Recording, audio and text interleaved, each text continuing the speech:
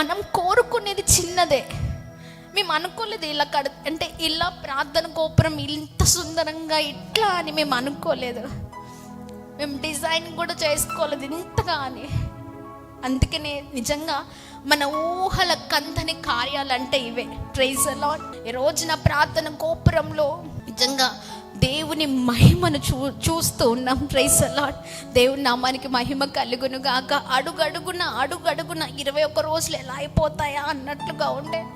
కానీ ఈ సంవత్సరం నిజంగా ప్రార్థన గోపురం కట్టుకునే స్థితిని దేవుడిచ్చారు. Praise the lord. సేవకులు ఖచ్చితంగా ఈ 40 days కూడా అనేకుల కొరకు ప్రార్థన చేయబోతున్నారు.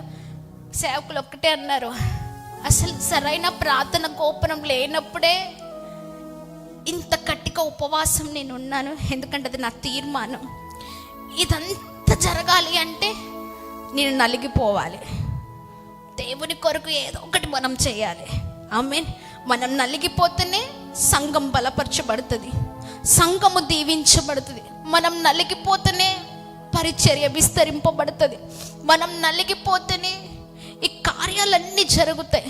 మనము నలిగిపోతేనే ఇక్కడున్న అమ్మమ్మలు, తాతయ్యలు, పిల్లలు అందరూ పోషింపబడతారు. వారందరూ దీవించబడతారు. వారు ఉన్నతమైన స్థితిలో ఉంచబడతారు. మనం నలిగిపోదాం. నలిగిపోతేనే ప్రభు కార్యాలు. ఆమేన్.